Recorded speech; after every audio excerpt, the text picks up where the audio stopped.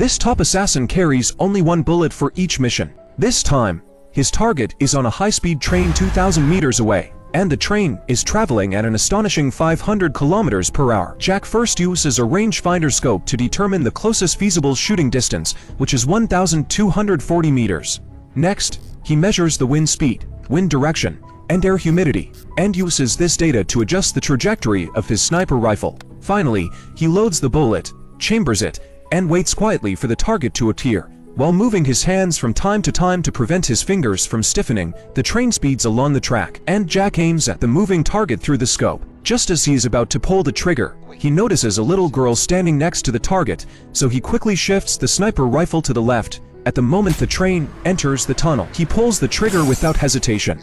After the mission, his partner brings photos from the scene and praises Jack for his precise shooting, but he is not satisfied with this shot. As he gets older, his accuracy and reflexes are not as good as before. If this shot had been off by just 15 centimeters, the little girl next to the target could have died because of his mistake. For this reason, Jack decides to retire early. At the same time, the CIA learns of Jack's retirement and sends someone to persuade him to stay. But Jack is determined and refuses the offer to stay. A few days later, Jack goes to the dock to refuel his speedboat, preparing to meet a good friend. However, when he goes to the front desk to pay, he notices that the cashier is a girl. As an assassin, Jack is naturally vigilant and decides to test her with a few questions. Annie tells him that the previous cashier has retired. Jack doesn't ask further, pays for the fuel, and leaves on a luxury yacht. Tom warns Jack to be extra careful lately. The target he just assassinated is actually a senior biologist, not a criminal as the CIA claimed. Tom believes that someone within the CIA altered the information,